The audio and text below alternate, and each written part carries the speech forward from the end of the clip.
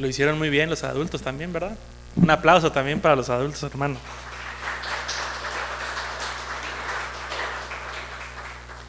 Para mí es un doble gusto, ¿verdad? Porque vi a nuestros hermanos Gaby y su esposo participar en la dirección de este tiempo de alabanza, ¿verdad? Ya tienen un tiempo con nosotros, y eso me da gusto, pero verlos involucrados en las actividades también me da mucho gusto. ¿Ven?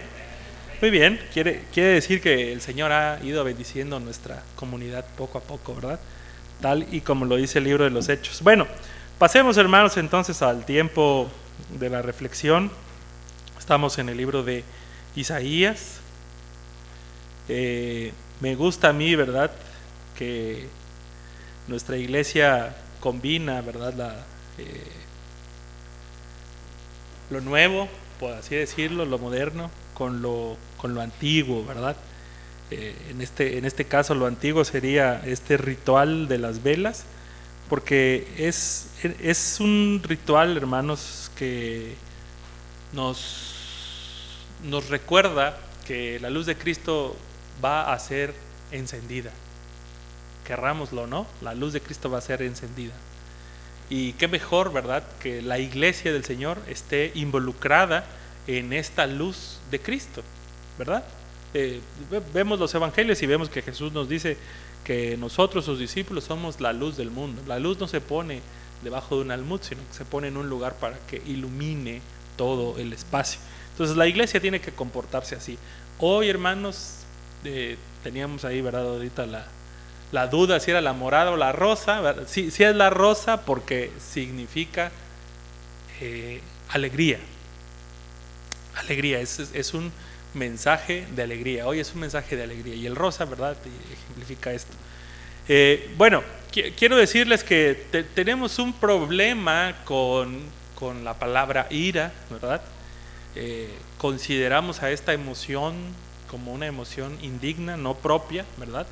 La iglesia occidental, o sea, nosotros y Estados Unidos, etcétera, no es un concepto popular hablar de la ira de Dios, mucho menos, ¿verdad?, que sea algo para predicarse en los domingos, ¿verdad? O ¿verdad?, que yo como el encargado de las clases diga, bueno, que la siguiente semana, hermanos, vengan, estoy preparando un buen material sobre la ira de Dios. No va a venir nadie, ¿verdad?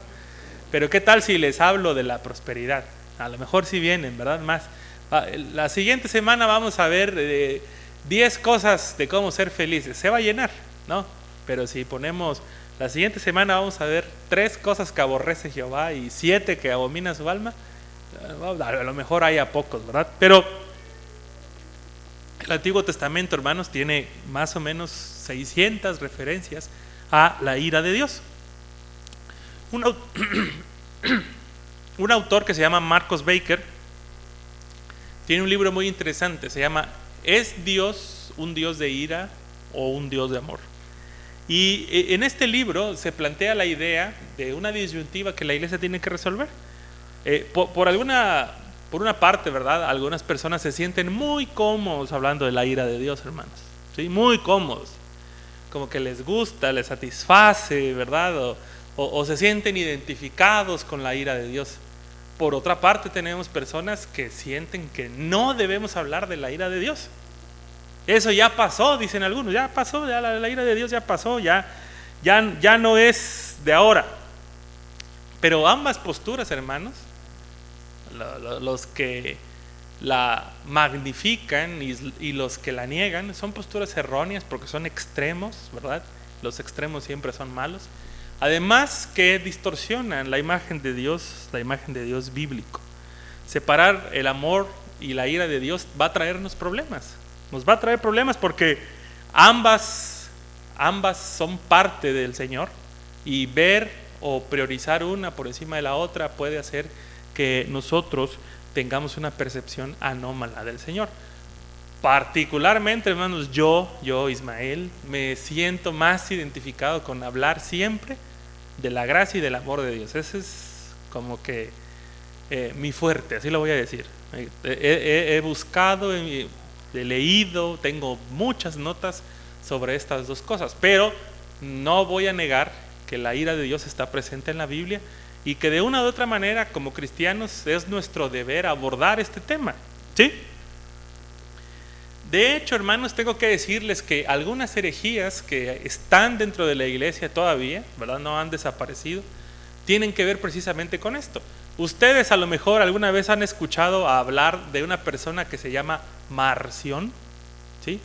Esta persona Marción es una persona, uno de los primeros cristianos, y se le conoce, ¿verdad?, por decir que todo el Antiguo Testamento tenía que ser quitado, porque el Antiguo Testamento solo hablaba de un Dios sanguinario y bélico. Entonces Marción dijo, nada que sea del Antiguo Testamento se tiene que hablar.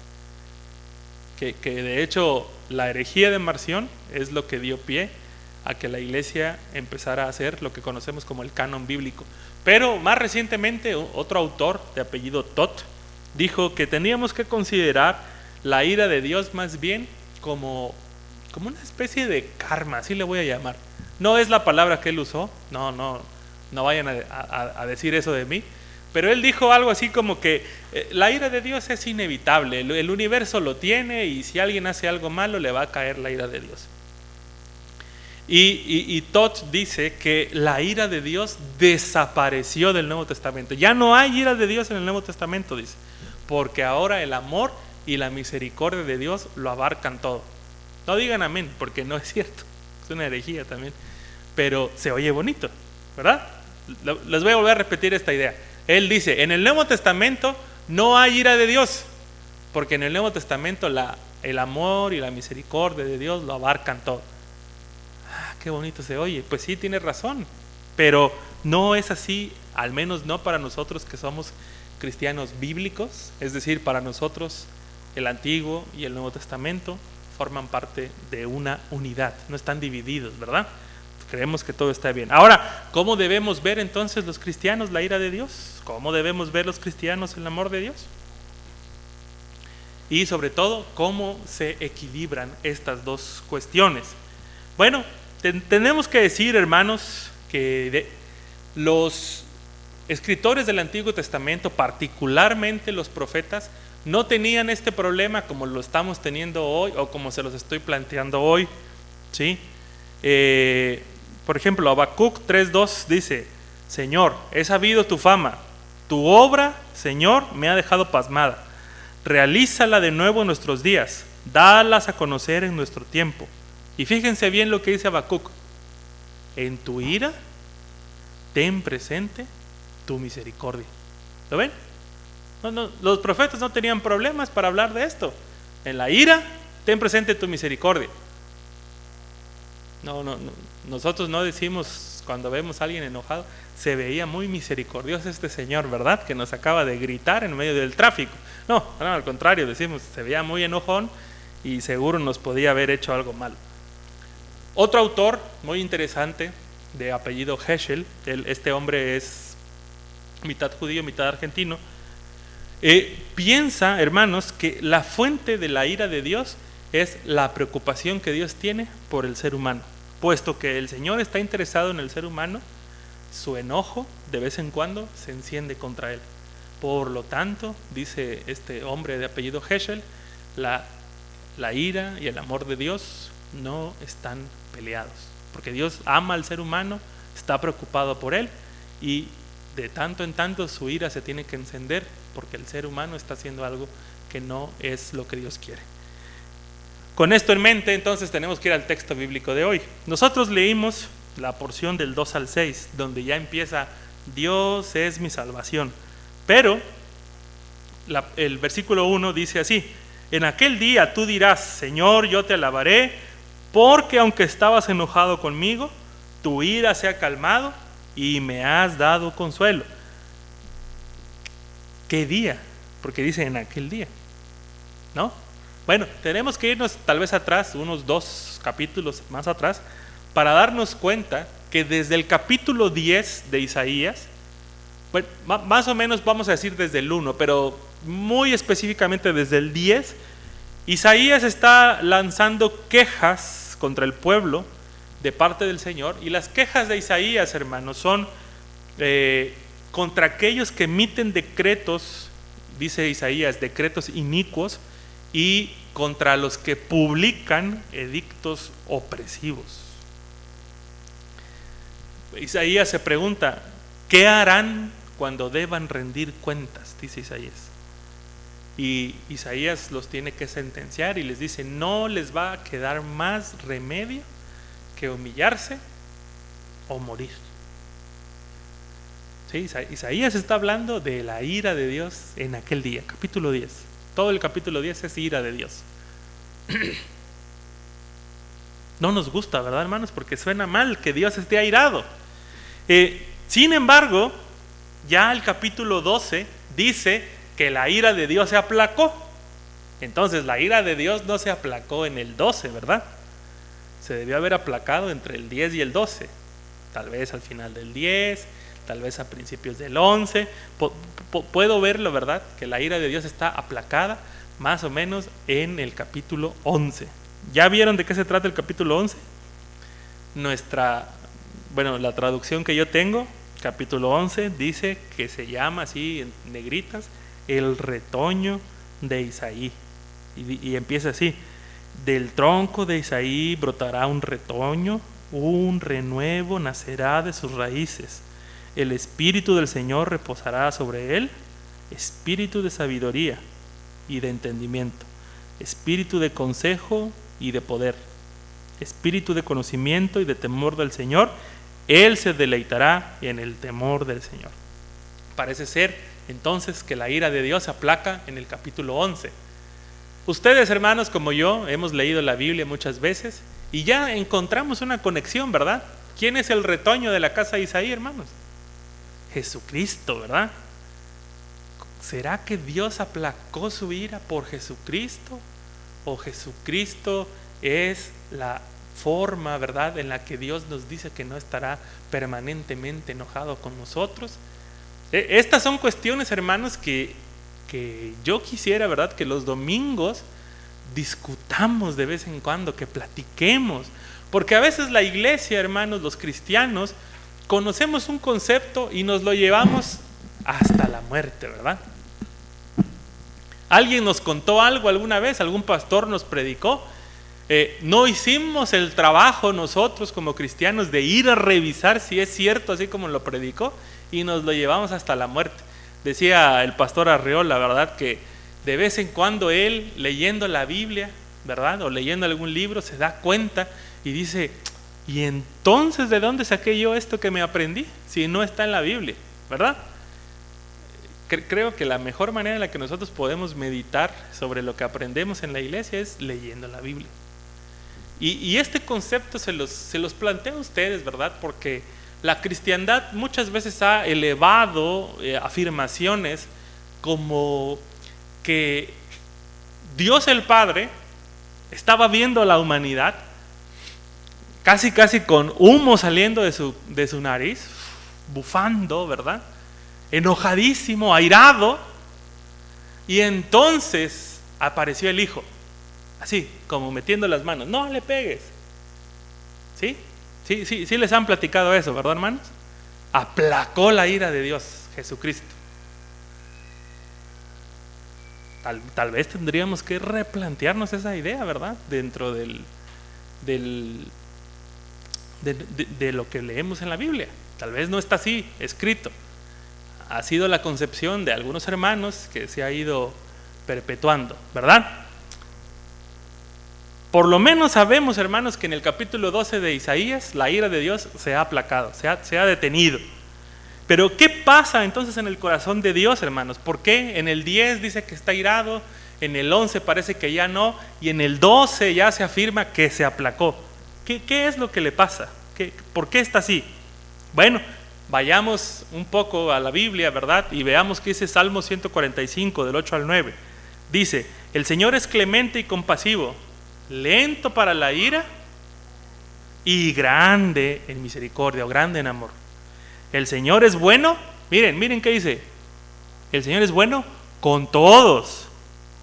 Y vean lo que dice: Él se compadece de toda su creación. Otra vez, el Señor es bueno con todos.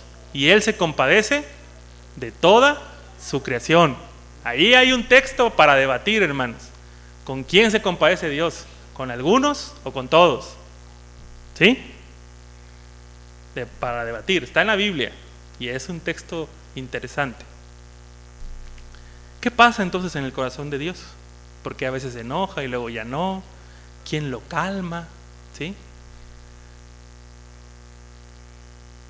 La ira de Dios, hermanos, como decían estos autores, nace del amor y de la preocupación del Señor para con los humanos. Por ejemplo, dice Marcos Baker, el mismo autor, dice: algunos ven el pecado de la explotación al pobre o al migrante como un delito menor, pero para Dios es un desastre. Si hay algo que enciende la ira de Dios, es que alguien abuse del pobre y del migrante o del extranjero, como dice la Biblia. ¿Sí? ¿Me siguen ahí, hermanos? Hace 1 año o 2 años tal vez escuché, ¿verdad?, que allá en Tapachula, un poco más, cuando recién empezó esto de la invasión, las caravanas migrantes, unos migrantes, ¿verdad?, se subieron a un taxi en Tapachula. El taxista les cobró carísimo y les dijo: los voy a llevar a Tuxtla. Entonces agarró a este señor y empezó a dar vueltas por todo Tapachula, ¿verdad? Después de 1 hora se salió por un camino por allá y los llevó a 20 minutos de Tapachula y los bajó y les dijo: de aquí Tuxtla ya está bien cerquita. Si han ido a Tapachula, hermanos, saben que Viva México está más cerca de Tapachula que de Tuxtla, ¿verdad? Los despojó de su dinero.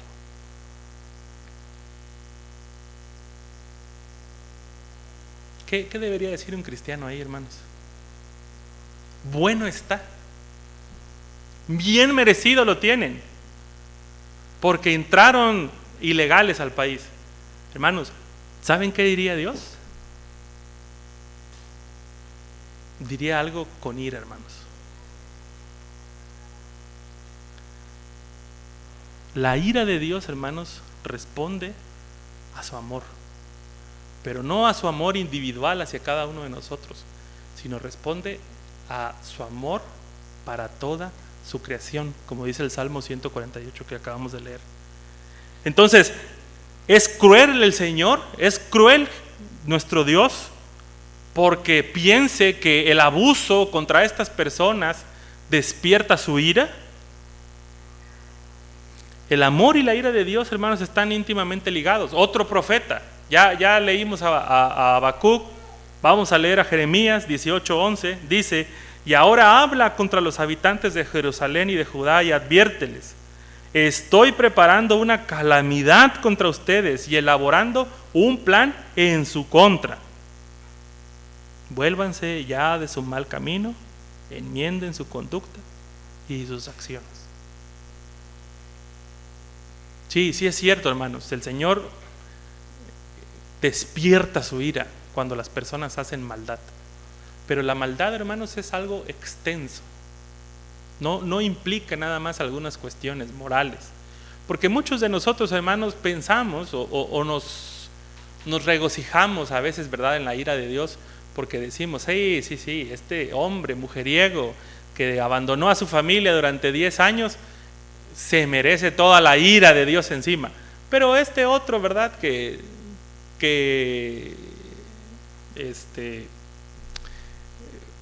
engañó a unos migrantes, bueno, a él que lo castigue la autoridad, ¿verdad? La ira de Dios está encendida contra las personas que hacen mal. Pero junto con la ira de Dios, hermanos, viene también la oportunidad de parte de Dios para arrepentirnos. Por eso Jeremías dice: estoy preparando una calamidad contra ustedes y elaborando un plan. Así que vuélvanse ya de su mal, enmienden su conducta y sus acciones. Los profetas, hermanos, todos los profetas tienen algo que los hace únicos. Y eso algo que los hace únicos es que ellos, como profetas, comparten el corazón de Dios. Si ustedes algún día quieren encontrar un término teológico, ¿verdad?, para definir esto, los teólogos le han definido así: el patetismo de Dios, que es decir, las emociones de Dios, todo lo que Dios es en la Biblia. Pero para nosotros, hoy en la mañana vamos a ponerle: los profetas comparten el corazón de Dios. ¿Sí? ¿Por qué lo comparten?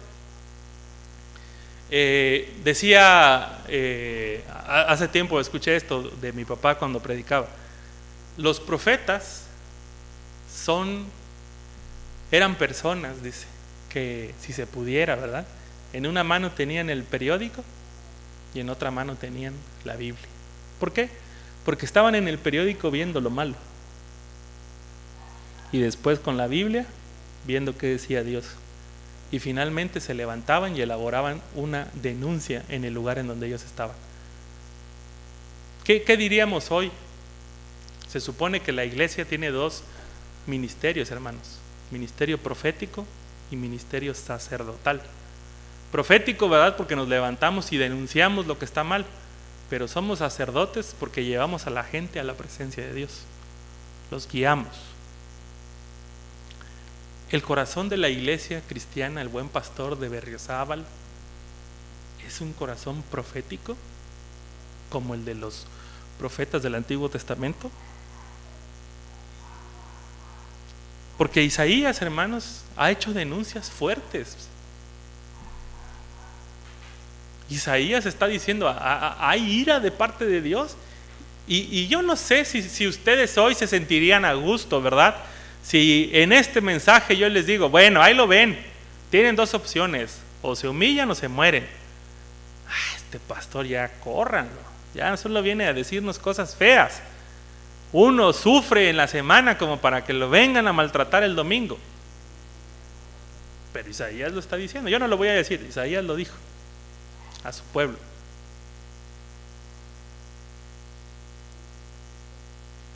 ¿Qué diríamos nosotros como iglesia? ¿Qué dirían nuestras noticias más recientes? Yo les puedo decir las que he leído. ¿Sí? Un hombre, un joven, golpeó casi hasta la muerte a su novia y se escapó. Una joven maquillista de Tuxtla murió a golpes por parte de su pareja y después su pareja se colgó. Una niña de Berriozábal que vendía dulces y flores en Tuxtla Gutiérrez fue desaparecida, violentada y muerta.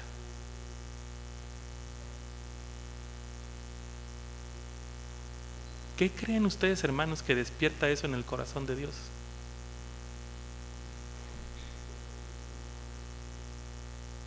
La iglesia debería tener el corazón de Dios y levantarse con ira. No que salgamos a las calles a destruir, hermanos, pero que la ira nos motive a levantarnos, a decir, a protestar. Eso está mal.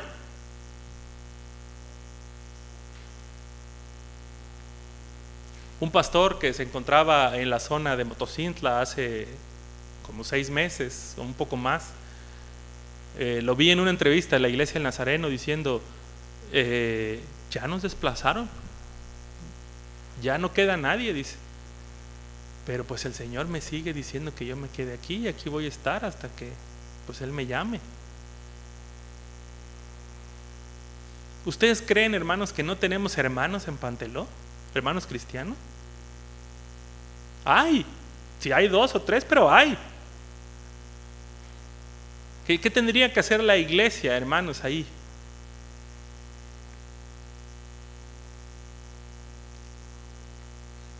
Si ustedes piensan, hermanos, que estamos viviendo tiempos violentos, váyanse a dar una vuelta a Primera y Segunda de Reyes para que se den más o menos una idea de cómo era el momento en el que los profetas tenían que hablar. ¿Sí? Eran momentos como estos. Y los profetas se levantaban para poder decir, eso que están haciendo está mal. ¿Qué está denunciando la iglesia ahorita, hermanos? ¿Qué denuncia? ¿De qué ven ustedes que denuncia la iglesia? En redes sociales, en predicaciones de YouTube, de Facebook. Los transgéneros, ¿verdad? Matrimonio igualitario.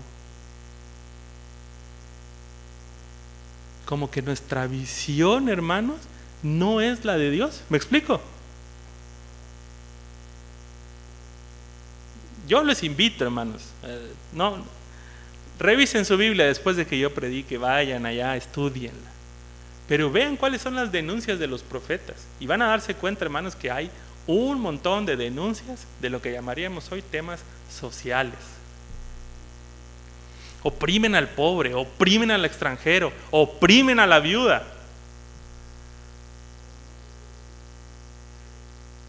Como iglesia, hermanos, tenemos que levantarnos en este tiempo y demostrarle al mundo que nuestro corazón se parece al corazón de Dios.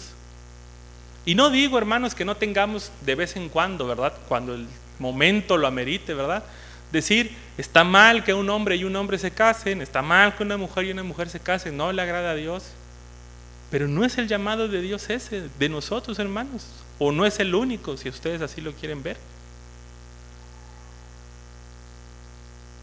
O díganme, hermanos, ¿creen ustedes que la inmoralidad sexual es única de nuestro tiempo?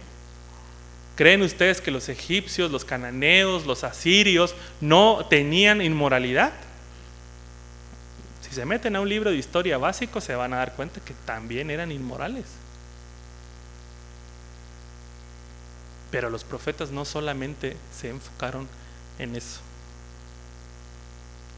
Conocer el corazón de Dios también, hermanos, implica entonces que podamos hoy darnos cuenta de lo que dice Isaías. En aquel gran día, tú dirás, Señor, yo te alabaré, porque aunque estabas enojado conmigo, tu ira se ha calmado y me has dado consuelo. Dios es mi salvación, confiaré en Él y no temeré. El Señor es mi fuerza, el Señor es mi canción, el Señor es mi salvación. Hermanos, Isaías sabe que aunque Dios está enojado por situaciones que ofenden su justicia, Isaías sabe que el Señor también está dispuesto a salvarnos. El Señor también está dispuesto a bendecirnos. El Señor también está dispuesto a ser nuestra fortaleza. Por eso Isaías dice, con alegría ustedes sacarán aguas de las fuentes de la salvación. Para un pueblo, hermanos, que está acostumbrado a estar en el desierto, creo que esta imagen es una imagen sumamente conocida. Estar en el desierto, tener sed, llevar 2-3 días sin poder tomar agua y de repente llegar a un lugar en donde hay agua que corre, creo que es algo que ellos entienden perfectamente bien. Con alegría sacarán agua de la fuente de la salvación. El Señor no condiciona su amor, hermanos, no los condiciona. No les dice hasta que estén arrepentidos van a venir y van a poder sacar agua de esta salvación. Eso es algo que el Señor ya establece para nosotros. ¿Por qué, hermanos? ¿Por qué les quiero decir esto? Porque si alguno de ustedes hoy está batallando, ¿verdad? Y dice, yo creo que Dios sí está enojado conmigo porque me porto mal, porque soy presa de una adicción, soy presa de un vicio y Dios está enojado conmigo y nunca me va a perdonar. Yo quiero que hoy lean este pasaje, ¿verdad? Que dice, con alegría sacarán ustedes agua de la fuente de salvación. Cuando uno está atrapado por el pecado o por algún vicio, hermanos, se siente como estar en el desierto, buscando algo que sacie nuestra sed, que al final de cuentas eso es lo que hay detrás de una adicción, detrás de un pecado persistente, algo que no nos satisface y que queremos más y más y más para satisfacernos. Pero Isaías, que conoce el corazón de Dios, hermanos, le está dando un mensaje al pueblo. Les está diciendo, Dios está enojado por esta forma incorrecta de vivir, pero Dios mismo también ha provisto la salvación para ustedes. La salvación, hermanos, es una fuente inagotable, no se acaba como nosotros pensaríamos, ¿sí? Nosotros pensaríamos, mi familiar lleva, ¿cuánto será? Bueno, unos 30 años sin arrepentirse, ya se le está acabando la salvación a Dios. Yo les puedo decir, hermanos, más o menos ese tiempo oramos para que mi abuelo se convirtiera. 30 años. Y Dios lo salvó. Claro que tuvo que pasar por muchas situaciones que tuvieron que enfrentar el carácter de él con el carácter de Dios, hasta que Dios le dijo, ya no puede seguir así. Pero Dios lo salvó. Y nosotros, ¿verdad?, que habíamos orado por él tanto tiempo, ahora que cuando se enfermó, ¿verdad?, y le pasó todo esto de su parálisis, creo que fue la única ocasión en donde nadie le dijo conviértete, ¿no?, que lo vimos malito y nadie le dijo. Y él en ese momento dijo, Señor, le dijo a mi abuela, quiero orar. Ahí miren, cuando nadie de nosotros le estaba insistiendo, ora, conviértete, ahora él dijo, quiero orar. ¿Cómo ven? ¿No es eso la salvación de Dios? Dice Jeremías 2:13, 2 son los pecados que ha cometido mi pueblo. Me ha abandonado a mí, fuente de agua viva. Y el segundo pecado, ha cavado sus propias cisternas rotas que no retienen agua. Así es, hermanos, el pecado. Es una cisterna rota. Y Dios no nos está diciendo, compongan su cisterna para que yo les pueda echar agua. No. Dios les está diciendo, me tienen que buscar a mí, fuente de agua viva. Y después, cuando me busquen a mí y tengan fuente de agua viva, van a poder componer su cisterna rota para retener el agua viva. Pero nosotros, hermanos, como iglesia, a veces queremos hacer la denuncia al revés. Arregla tu vida. Cuando la arregles, vienes. Y aquí ya Dios te va a decir que ya eres salvo. Pero la Biblia no tiene ese principio, hermanos. La Biblia solo nos pide estar delante de Dios, aceptar que Dios es capaz de transformarnos y dejarnos transformar por Él. Amén. Nada más. Juan 4:14 hace también una imagen que tiene que ver con el agua. Dice, pero el agua que yo les daré no les volverá a dar sed, sino que dentro de cada uno esa agua se convertirá en un manantial del que brota la vida. ¿Cómo no vamos a alabar entonces al Señor, hermanos, si en medio de nuestra miseria, en medio de nuestro dolor, Él nos muestra su amor y su salvación? ¿Cómo no alabarlo? Nuestra miseria y nuestro dolor vienen acompañados de ese brazo de Dios que es el brazo de ira, pero nosotros no lo vemos. Hermanos, pregúntenle a alguien que está viviendo en miseria y en dolor, si ellos ven la ira de Dios. No lo ven, hermanos. Yo me he encontrado con muchas personas que dicen, ya no quiero esto, ya quiero cambiar. Y yo les digo, bueno, sí sabes, ¿verdad?, que todo lo que estás pasando es consecuencia de lo... Ajá, sí. Y la única forma en la que cambian, hermanos, es cuando ellos ven el amor de Dios. La ira de Dios es una realidad, hermanos. Es una realidad. Pero para nosotros como iglesia debería ser una realidad para que nos ofendamos, hermanos, por lo mismo que Él se ofende. No para que nosotros le digamos, como decían los apóstoles, Señor, oramos para que les caiga fuego. No, algunos somos así, ¿verdad? Ay, Señor, yo ya fui a evangelizar esa casa 3 veces, no quieren, échales fuego, ¿no? Más bien es para que la iglesia se indigne, hermanos, por aquellas cosas que indignan el corazón de Dios. El abuso contra los desprotegidos. Creo, hermanos, yo creo firmemente en la luz de la palabra que ninguno de nosotros debería tener dudas sobre las cosas que indignan a Dios respecto al abuso contra las otras personas.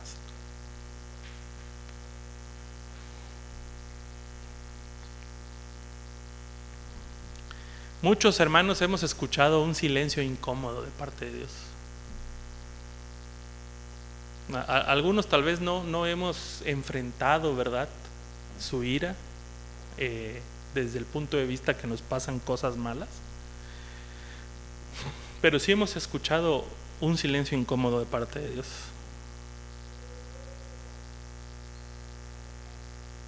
Y muchas veces ese silencio incómodo de parte de Dios nos ha hecho cuestionarnos si Dios nos odia. ¿Me odiará?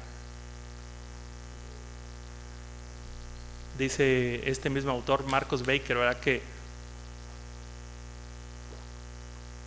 una joven de la universidad donde él daba clases se encontraba estresada y bajo mucha presión, ¿verdad?, con algunos problemas emocionales como depresión y ansiedad. Era estudiante, tenía que trabajar y aparte uno de sus padres estaba enfermo, ¿sí? Y ella le pedía a Dios que la ayudara para poder pagar su colegiatura, para poder estudiar bien y para poder cuidar a su padre. Y con esta preocupación se acercó a una hermana de la iglesia, ¿verdad? ¿Y qué creen que le dijo la hermana de la iglesia? Y le dijo la hermana: tú estás así porque tu vida devocional es pobre. ¿Qué les parece eso, hermano? Por eso la gente se confunde.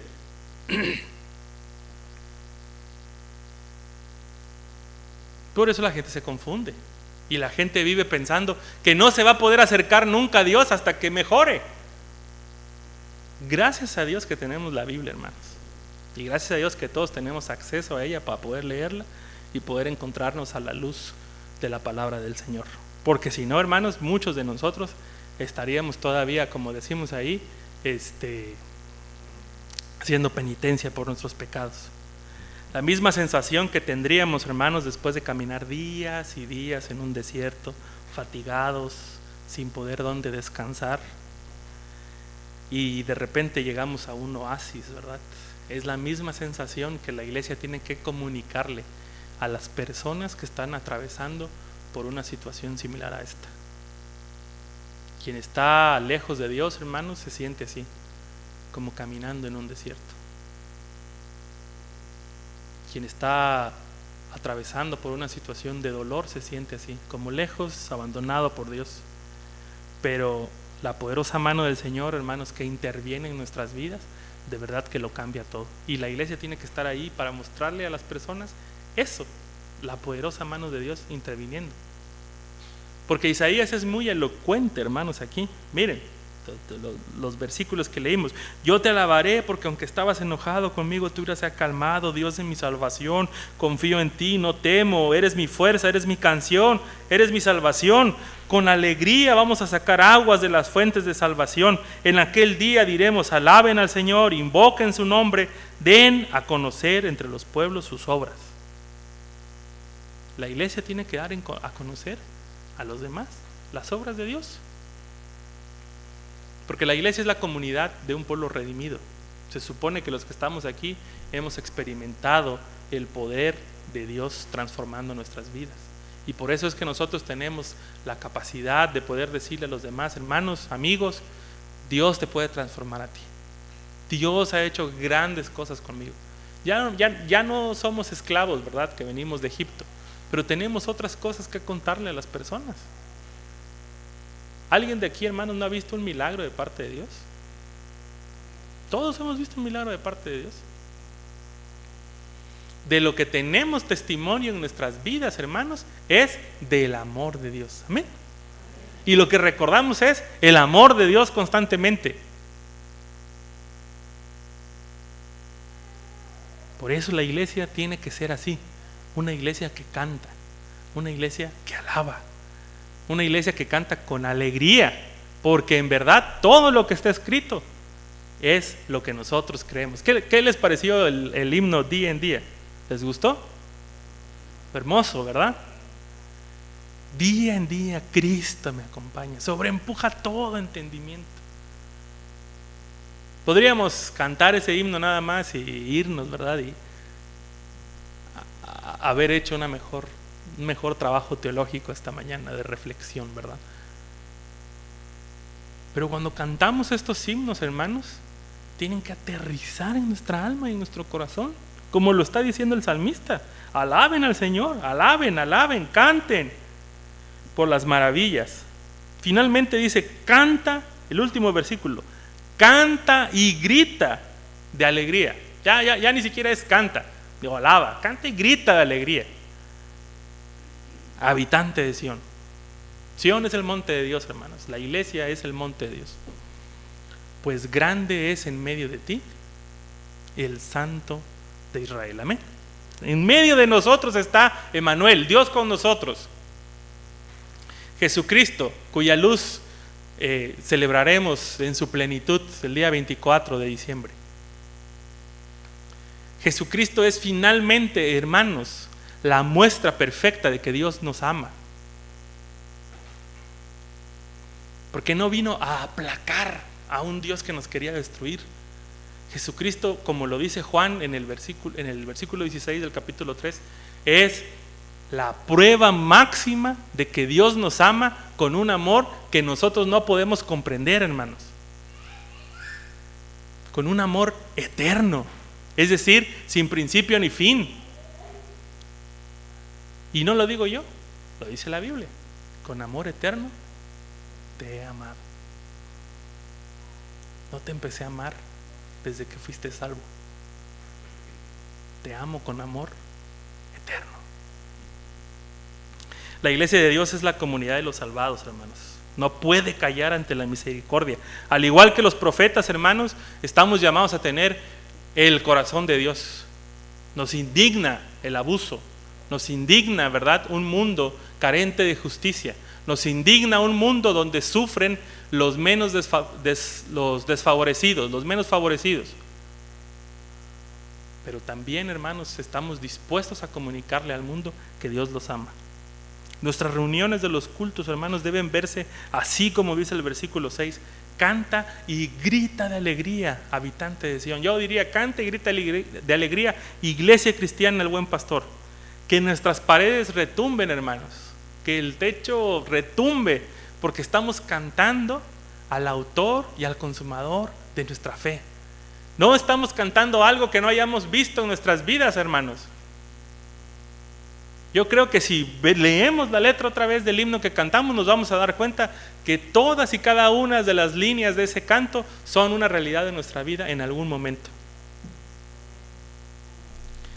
En su gran amor, hermanos, Dios proveyó a su Hijo Jesucristo para que por medio de Él, hermanos, podamos ser llevados a la presencia del Padre. ¿Cuánto nos ama Dios, hermanos? ¿Cuánto nos ama Dios que nos proveyó a su propio Hijo para que pudiéramos estar delante de Él? No se trata, hermanos, de una lucha entre un padre y un hijo, donde el Hijo se puso en medio del Padre para que no nos golpeara, porque el Padre nos ama demasiado. Y el Padre envió al Hijo para que el Hijo nos demostrara de una manera diferente cuánto nos ama el Padre. Voy a terminar con esto. Dios de la esperanza, nos llamas a casa desde el exilio de la opresión egoísta. Nos llamas a la libertad de justicia, al bálsamo de la curación, a la alegría de compartir. Haznos fuertes para unirnos a ti en tu santa obra, como amigos de extraños y víctimas, compañeros de aquellos a quienes otros evitan, y como la felicidad de aquellos cuyos corazones están destrozados. Hacemos esta oración por Jesucristo nuestro Señor. Amén. Amigos de extraños, compañeros de aquellos que otros evitan, felicidad de aquellos de cuyos corazones están destrozados. La ira de Dios es exclusiva de Él, pero el amor es algo que Él ha dejado en nosotros para compartir con aquellas personas que nos visitan. Un teólogo de apellido Barth decía que la ira y el amor de Dios son dos brazos y ambos nos abrazan. No están separados, no están peleados, están juntos. Y la iglesia hoy está llamada, hermanos, a poder compartir con los demás este mensaje de salvación y de esperanza. Amén. Vamos a ponernos de pie, hermanos. Me gustaría que volviéramos a cantar día en día, con convicción otra vez.